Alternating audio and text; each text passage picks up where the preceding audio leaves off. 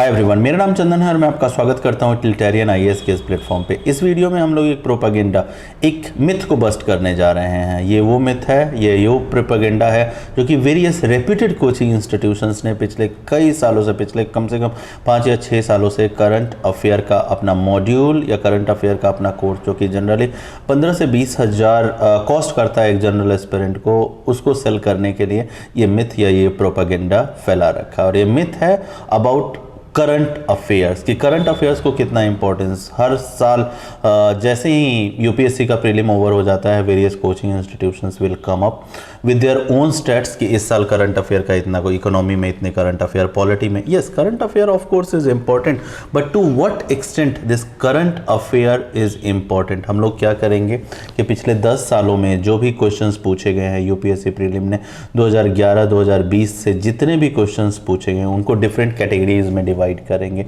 एक ऑब्जेक्टिव कि स्टैटिक कितने क्वेश्चन से, कितने क्वेश्चन एक्चुअली करंट अफेयर से पूछे गए। कुछ क्वेश्चंस ऐसे होते हैं जो कि करंट अफेयर और स्टैटिक 3-4 स्टेटमेंट्स हैं, कुछ स्टेटमेंट करंट अफेयर का होगा, कुछ स्टेटमेंट स्टैटिक का होगा। तो वो भी एलिमिनेशन टेक्निक से आप यूज करके स्टैटिक से ही सोल्व कर सकते हो। सो हम लोग एक ऑब्जेक्टिव एनालिसिस पिछले 10 सालों में जो 1000 क्वेश्चंस पूछे गए हैं, उन 1000 क्वेश्चंस की ऑब्जेक्टिव एनालिसिस करके एक नंबर्स देंगे और उस नंबर के बेसिस पे आप डिसाइड करना कि करंट अफेयर का क्या रेलेवेंस है। I have been teaching on the utilitarian IAS platform of the subject Indian polity, और इंडियन पॉलिटी जो पिछले 2 सालों से मैं पढ़ा रहा हूँ, उस दौरान मैंने more than 1000 of students during my live classes I have interacted, and from that interaction I have reached to a conclusion that today more than 70% of the student, and even ये numbers भी कम है, more than 70% of the student are spending more than 50% of their time in preparation of the current affair। current affair एक magazine से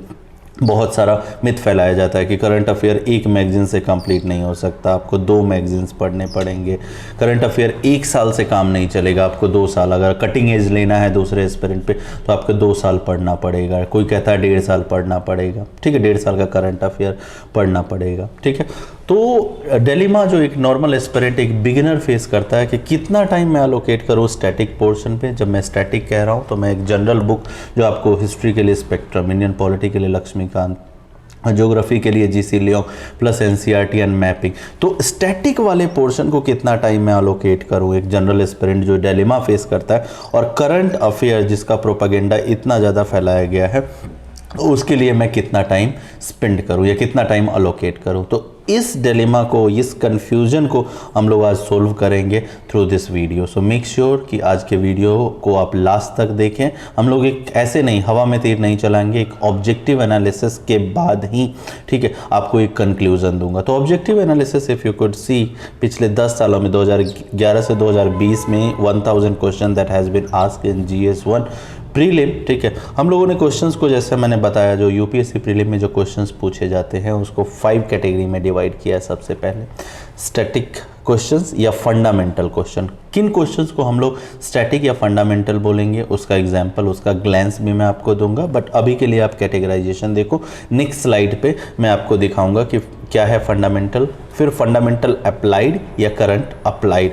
third categorisation is current affair के question. Fourth categorisation is कि fundamental या static, दोनों ही एक ही बात है। तो फंडामेंटल या static plus current affair applied, and then unconventional questions भी कुछ पूछे जा रहे हैं। 2020, 2019, 2018, 2016 के बाद कुछ अनकन्वेंशनल क्वेश्चंस का भी ट्रेंड थोड़ा सा बढ़ा है। तो सबसे पहले तो ये देखते हैं कि किस तरह के क्वेश्चंस को मैं फंडामेंटल और स्टैटिक बोल रहा हूँ, और फिर हम लोग देखेंगे कितने question out of 1000 question that has been asked in UPSC, और फिर ईयर वाइज ब्रेकअप भी देखेंगे कि 2011, 2012, 2020 तक कैसे, कितने कितने हर साल में कितने स्टैटिक पूछे गए, कितने करंट अफेयर से पूछे गए, कितने स्टैटिक प्लस करंट।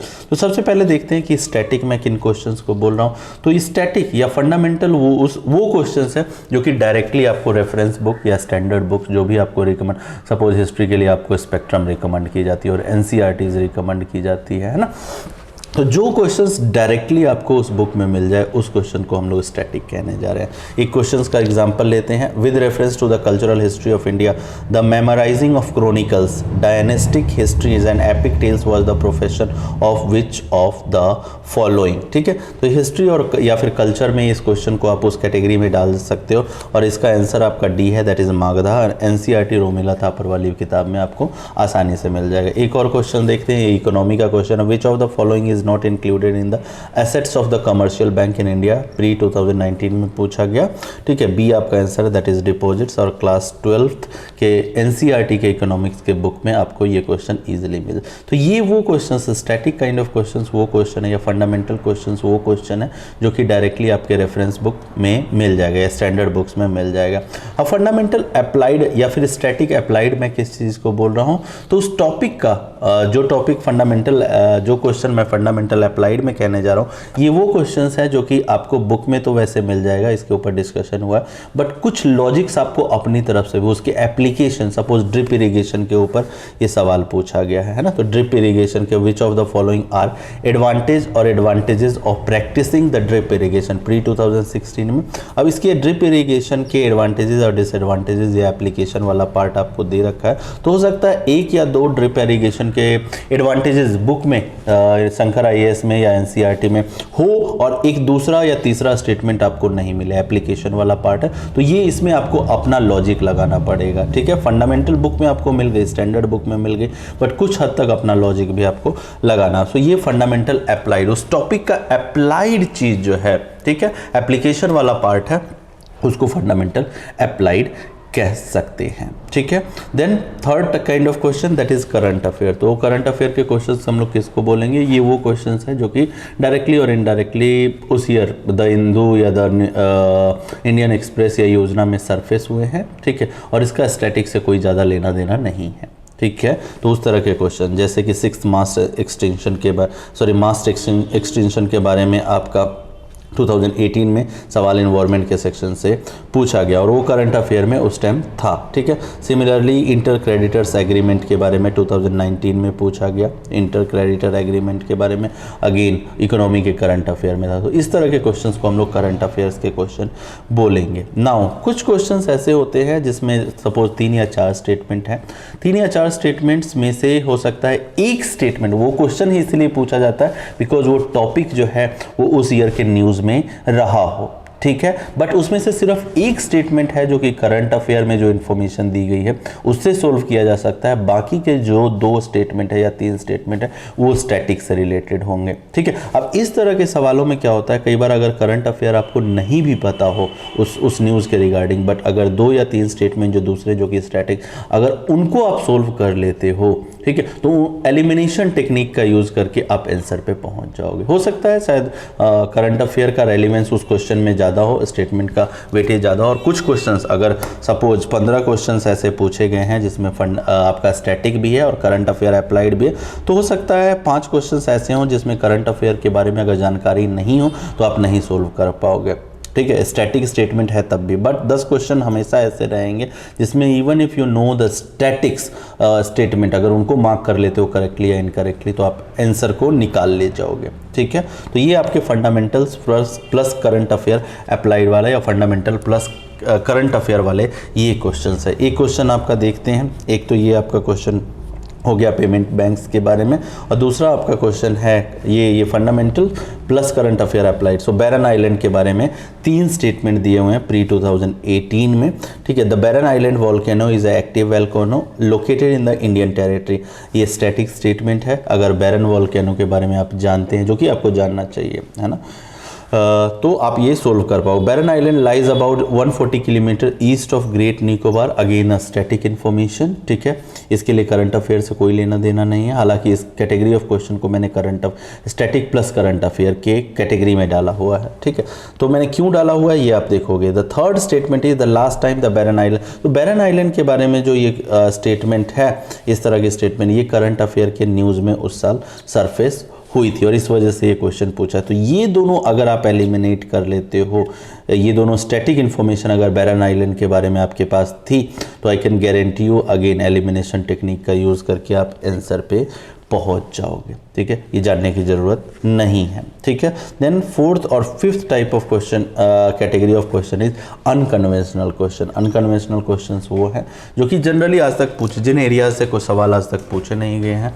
उसका आंसर हो सकता है आपको स्टैंडर्ड रेफरेंस बुक में, और हो सकता है करंट अफेयर में वो न्यूज़ रही हो बट उसका इतना वाइडली कवर ना किया गया। हो सकता है द हिंदू में एक छोटा सा 3 लाइन का एक अपडेट था और वो चूँकि आपने सोचा ये 3 लाइन का, ये इस पर कौन ध्यान देगा, और उसमें से तो उस तरह के क्वेश्चन जो कि अभी तक ने कंप्लीटली अनएक्सपेक्टेड एरिया से पूछ ले, जैसे एग्रीकल्चर से 2020 में मोर देन 15 क्वेश्चन इस बार पूछे, विच वॉज कम्प्लीटली अनएक्सपेक्टेड। तो इसको अनकन्वेंशनल आप बोल सकते हो कि यूपीएससी ने एक अनकन्वेंशनल। सो सिमिलरली क्वेश्चंस के लेवल पे भी कई बार ऐसे एरियाज को टच किया जाता है जो कि कम्प्लीटली यूपीएससी ने अभी तो, और स्टैंडर्ड बुक में उसका आंसर भी नहीं मिलेगा। ठीक है, हो सकता है कोई अननोन, कम्प्लीटली अननोन बुक जो कि यूपीएससी का कोई भी फैकल्टी नहीं सोचा होगा कि भाई इससे सवाल पूछा जा सकता, उससे पूछ ले, तो उस तरह के क्वेश्चन को तो खैर कोई सोल्व ही नहीं कर सकता। तो वो क्वेश्चंस जो है अनकन्वेंशनल क्वेश्चंस माने जाएंगे। अब देखते हैं पिछले 10 सालों में जो क्वेश्चंस पूछे गए हैं उसमें से कितने स्टैटिक क्वेश्चन है, कितने करंट अफेयर के क्वेश्चन है,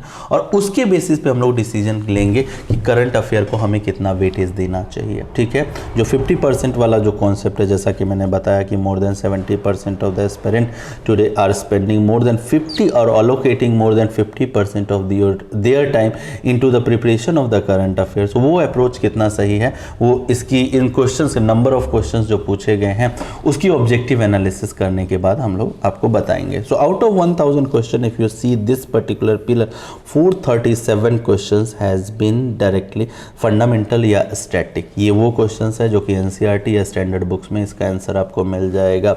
so that translate into 43.7% of the question in past 10 years has been asked from static, है ना। और कट ऑफ कितना जनरली रहता है आपका, कट ऑफ जनरली 55% के आसपास या 54% के आसपास, है ना। कुछ ईयर में तो 98 तक भी कट ऑफ रहा है। 2016 में एक थोड़ा सा हाई गया हुआ था, दैट वाज 116, अदरवाइज 105, 106, 108, जैसा कि मैंने बताया कि अभी last two last year it was 98। 2019 में आपका 98.3 was the cut off for the general. ठीक है, सो 43.7% ऑफ द क्वेश्चन, अगर 437 अगर क्वेश्चन जो है वो स्टैटिक से आ रहे हैं, तो उस 437 में से सपोज अगर आपने रिपीटेडली सी, करंट अफेयर की सबसे बड़ी प्रॉब्लम क्या है, मैं थोड़ा सा ब्रेक कर रहा हूँ फ्लो को। करंट अफेयर की सबसे बड़ी प्रॉब्लम ये है कि इसका सिलेबस जो है अनबाउंडेड है ना। कुछ रेप्यूटेड कोचिंग इंस्टीट्यूशंस हैं 180 पेजेस का, 160 पेजेस का आपको हर मंथ का करंट अफेयर देते हैं। ठीक है, बट उसमें से भी कोई गारंटी नहीं है कि कोई सवाल अगर 25 क्वेश्चंस पूछे गए हैं, आई can bet you in any given year not more than 15 और not more than 18 question you would have read. ठीक है, सोल्व करना तो दूर की बात है, नॉट मोर देन 15 और 17 question that you would have read into the current affair magazine. So current affair का मेरा कहने का मतलब ये है कि करंट अफेयर का दायरा जो है वो कोई लिमिट में आप नहीं बांध सकते। हो सकता है एक करंट अफेयर जो कि उस एक कोचिंग इंस्टीट्यूट जिसका आप मैगजीन पढ़ रहे हो उसको इम्पोर्टेंट नहीं लगा, ठीक है, उसने इंक्लूड नहीं किया, और वो यूपीएससी वाले को इम्पोर्टेंट, एग्जामिनर को उसने डाल दिया, उसने पूछ लिया। ठीक है, तो इस तरह के डिलेमा। सो मेन पॉइंट है कि करंट अफेयर का सिलेबस जो है अनबाउंडेड है, कहीं से भी पूछा जा सकता है आपके, अगर वो उस न्यूज़ में रहा है। बट स्टैटिक के साथ ऐसा नहीं है। स्टैटिक के कुछ डिफाइंड बुक्स हैं, 15-20 बुक्स, अगर वो बुक्स आप फॉलो कर लेते हो, बुक्स अगर आप पढ़ लेते हो, रिपीटेड पढ़ते हो, पीरियोडिक रिवीजन करते हो, तो देयर आर फेयर चांसेस कि out of 437 question there is possibility कि आप 400 क्वेश्चन और 380 एटलीस्ट क्वेश्चंस आप लोग स्कोर कर जाओगे या करेक्टली मार्क कर जाओगे, अगर रिपीटेड स्टडी, अगर रिवाइज्ड स्टडी पीरियोडिक मैनर में आपने की है। वो ये चांसेस, ये ह्यूज चांसेस 380 बाई 437 या 400 बाई 437, इस तरह के चांसेस जो है वो करंट अफेयर आपको नहीं देने जा रहा। ठीक है, वहीं फिर से फंडामेंटल अप्लाइड देखो, ये भी स्टैटिक ही हैं या फंडामेंटल ही है। ठीक है, तो फंडामेंटल या स्टैटिक अप्लाइड देखो तो 92 questions again, so that will stoop up to some 500, just a moment, 529 question sum, तो 52.9, 53% आपका क्रॉस हो गया। 7 to 9, 3, 9, 12, 4, 1, 5, राइट। So 529 question. सो अगर इतने क्वेश्चन 100% एक्यूरेसी के साथ अगर आप दूसरा एक तीसरा पिलर भी हम लोग देखते हैं, तीसरा पिलर भी हमारा काम का है, that is static plus current affair applied. ये कौन से क्वेश्चन है जिसमें से क्वेश्चन उस टॉपिक से इसलिए पूछा गया क्योंकि वो टॉपिक या फिर मिलता जुलता टॉपिक जो है करंट अफेयर में न्यूज़ में रहा है, बट एक या दो स्टेटमेंट आपके स्टैटिक से भी होंगे। तो अगर 281 क्वेश्चन अगर पूछे गए हैं static plus current affair applied, I can bet you कि at least there would be 50% of the question, that is 140 questions, जो कि आप करंट अफेयर अगर वो पर्टिकुलर टॉपिक का नहीं भी जानते हो, एलिमिनेशन टेक्निक स्टैटिक के बारे में, उसके स्टैटिक स्टेटमेंट्स के बारे में अगर पता है तो आप उन क्वेश्चंस को ले जाओगे by using the elimination technique, ठीक है। तो 529 प्लस एक एवरेज 140, ये प्लस माइनस 5% ऊपर नीचे हो सकता है, तो दैट विल ट्रांसलेट इनटू 669 के अराउंड, है ना। तो 669 क्वेश्चंस अगर आप सोल्व कर लेते हो out of 1000 questions in 10 year, you do have every chance कि आप प्रीलिम क्लियर करने जा रहे हो, ठीक है, because that will translate into 66.9, that is 67% आपके नंबर आएंगे और 52-53% नंबर पे यूपीएससी प्रीलिम आपका क्लियर हो जाता है, ठीक है। करंट अफेयर के 146 क्वेश्चंस आगे। सो मेन कंक्लूजन क्या है? मेन कंक्लूसी 2015, ये तो आपका 10 ईयर का ब्रेकअप है, तो यहाँ थोड़ा सा हंकी डोरी आप आर्ग्यू कर सकते हो कि 2015 के बाद पैटर्न चेंज हुआ है और करंट अफेयर का जो है नंबर ऑफ क्वेश्चंस, तो यहाँ जो एवरेज 146 ये शायद हो सकता है। अगर 5 साल का आप करंट अफेयर देखो कितने पिछले 5 सालों, तो ये नंबर परसेंटेज जो है वो अप जाएगा। आई डू एग्री, अभी ईयर वाइज एनालिसिस भी हम लोग करेंगे, but still I will argue. और आर्ग्यू मैं किस बेसिस पे करूँगा, अभी जब डेटाज देखेंगे 2020 के, 2019 के, 2018 के, तब आप रियलाइज करोगे कि मैं ये क्यों आर्ग्यू कर रहा हूं कि स्टैटिक पे आपको ज़्यादा एम्फेसिस करना चाहिए, स्टैटिक आपको रिपीटेडली पढ़ना चाहिए, स्टैटिक आपको रिवाइज्ड मैनर। तो आइए देखते हैं ईयर वाइज क्या एनालिसिस रही है ना, ईयर वाइज। तो 2011, 12, 13 एक ऐसा पीरियड था जब आपको करंट अफेयर को ज़्यादा वेटेज नहीं दिया जाता था, है ना। करंट अफेयर के सवाल पूछे जाते थे बट वो स्टैटिक के साथ मिला के पूछे जाते, तो उस टाइम डोमिनेटिंग फैक्टर आपका स्टैटिक था। ये देखो 2011 में 63 static question has been asked, है ना। करंट अफेयर का सिर्फ 2 क्वेश्चन है और करंट अफेयर प्लस स्टैटिक के आपके 35 क्वेश्चन हैं, ठीक है। 2012 का तो यहाँ आप देखो तो सिर्फ स्टैटिक अगर आप सही से मार्क कर लेते, अगर 63 में से अगर सपोज 52 के अराउंड आप या 50 के अराउंड अगर आप सही मार्क कर लेते हो और इस 35 में से अगर 10 भी मार्क कर लेते हो, आप इजीली चले जाओगे, आपका प्रीलिम क्लियर हो जाएगा। 2012 का देखें तो almost similar figure, current affair से डायरेक्टली कोई सवाल नहीं, but current affair plus static से आपका सवाल 32 पूछे गए हैं, बट 68 यहाँ से भी पूछे गए। तो 68 में से सपोज आप 55 कर लेते हो या 52 अगेन कर लेते हो और 16 इधर से कर लेते हो, 16 अगर इधर से कर लेते हो, that will translate into 68 question. Again you could sail through the prelim. 2013 में भी आपका स्टैटिक वाला जो पोर्शन है बहुत डोमिनेट कर रहा है। 2014 का डेटा देखते हैं, 2014 से थोड़ा सा कॉम्पोजिशन आपका चेंज हो रहा है, करंट अफेयर के क्वेश्चंस थोड़े से बढ़ गए हैं, अनकन्वेंशनल थोड़ा सा बढ़ गया है, बट फिर भी स्टैटिक और फंडामेंटल में 56 क्वेश्चन है और स्टैटिक प्लस करंट अफेयर में 13 क्वेश्चन है। तो इस 56 में से अगर 47-48 आप यहाँ से कर लेते हो और इस 13 में से आप 5-6 इधर से कर लेते हो और प्लस करंट अफेयर, मैं ऐसा तो कह नहीं रहा कि करंट अफेयर बिल्कुल नहीं पढ़ना, मैं ओनली पॉइंट इज कि करंट अफेयर का जो हवा बना रखा है आप लोगों ने कि 2 मैगजीन्स पढ़नी है, 3 मैगजीन्स पढ़नी है, 2 साल का पढ़ना है, 3 साल का पढ़ना है, तो हवा आप ना बनाए, है ना। जो मेन चीज़ है आपका स्टैटिक, जिसका सिलेबस लिमिटेड है ना, बिगिनर्स के लिए लिमिटेड नहीं लगेगा, बट जिन्होंने 1 आध साल पढ़ रखा है 5-6 महीने, तो उनको पता है कि सिलेबस इसका स्टैटिक का लिमिटेड है in compare to your current affair, ठीक है। तो उस कंपैरिजन में मैं कह रहा हूँ कि स्टैटिक पे आप ज़्यादा एम्फेसाइज करो। अभी कुछ और डेटा देखते हैं। 2015 वो ईयर था जब सीसेट आपका क्वालिफाइंग बनाया गया, तो स्टैटिक प्लस फंड अपने पिलर्स कौन कौन हैं, अपने पिलर्स ये 2 और प्लस ये वाला है, ठीक है। तो 30 क्वेश्चन यहाँ से, 25 क्वेश्चन यहाँ से, सपोज फंडामेंटल अप्लाइड से आपके सपोज 15 क्वेश्चन, 40 क्वेश्चन, और इस 31 में से अगर 20 के करीब भी आप कर लेते हो, 40, 20, 60 आराम से आप सेल कर जाओगे, ठीक है। 2016 में आप देखो 19 और 14, दैट विल ट्रांसलेट इनटू 33। यहाँ आपका करंट अफेयर थोड़ा सा डोमिनेट किया है 2016 में, है ना। तो इस एरिया में थोड़ा सा मतलब इस पर्टिकुलर ईयर में, हालांकि ऐसा नहीं है कि मैं अगेन कह रहा हूँ करंट अफेयर अप्लाइड वाला जो पोर्शन प्लस स्टैटिक ये था, सॉरी, ठीक है। इस 40 में से अगर 20 भी आप कर देते हो आराम से, फिर इजीली आप सेल थ्रू कर जाओगे। 2017 में आप देखो, 2017 में 31 and 15 that is 46 question from fundamental and fundamental applied plus static plus CA applied. यहाँ से अगर 15 क्वेश्चन भी आप देख लेते हो, again you can sell through, ठीक है। और मैं जो भी नंबर्स ले रहा हूँ ये बहुत एवरेज नंबर है, ठीक है। एवरेज बंदा भी इसको अटेम्प्ट कर सकता है। सिमिलरली 2018 में आप नंबर्स देख लेना, 2019 में आप नंबर देख लेना, 2020 का नंबर्स देख लो, ठीक है। 47 question from fundamental static plus 15 question from fundamental applied या static applied, that will translate into 62 questions, ठीक है।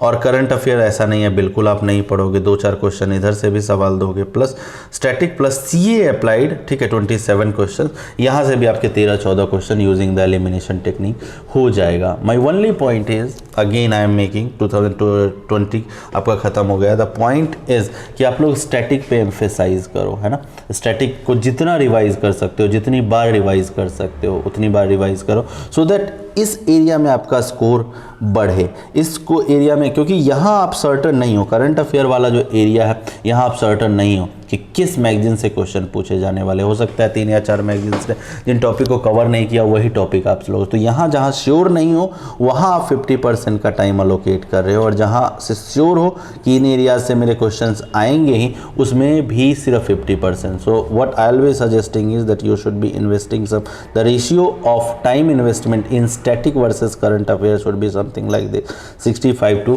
35. That is the ratio that you have. If you are spending around 100 hours for the preparation of the UPSC prelim, 65 hours you should be dedicating to the static, revision of static, and the 35 hours you should be spending for the current affair, ठीक है। So this was my analysis, objective analysis of 2011 to 20 का paper UPSC prelim का। ये consolidated आपका image है, ठीक है। So conclusion अब क्या है, कंक्लूजन कि भाई मैं करंट अफेयर को इग्नोर कर दूं, आंसर इज़ नहीं, करंट अफेयर को इग्नोर नहीं करना है। कोई भी एक मैगजीन जो है, अगर टाइम बचता है, आप सेकेंड अटैम्प्ट में हो, थर्ड अटैम्प्ट में हो, तो पर्सपेक्टिव बिल्डिंग के लिए आप 2 मैगजीन्स भी उठा सकते हो, but as far as pre is concern एक मैगजीन के साथ आप स्टिक करो, उसे करंट अफेयर के लिए रिपीटेडली रिवाइज करो। एंड स्टैटिक वाला जो पोर्शन है, again I will be repeating my self by reading this again, कि स्टैटिक वाला आप कंप्लीटली रिवाइज करो, पीरियोडिकली रिवाइज करो, बार बार रिवाइज करो, तब तक रिवाइज करो कि जब तक कि, तो कोशिश करो आराम से 7,000 to 8,000 क्वेश्चंस को आप स्टैटिक के करके जाओ, ठीक है, सभी सब्जेक्ट के मिला के। और जब इस लेवल पे 7,000 to 8,000 स्टैटिक क्वेश्चंस आप सोल्व कर ले, तो आप पे अपने आप हर एक सब्जेक्ट के लिए आपके पास कॉन्फिडेंस आने लगेगा। So this was the conclusion, ठीक है। सो ऑन कि भाई स्टैटिक पे कितना टाइम लगाना चाहिए, करंट अफेयर के लिए कितना time, until we come up with the next video, till then bye bye.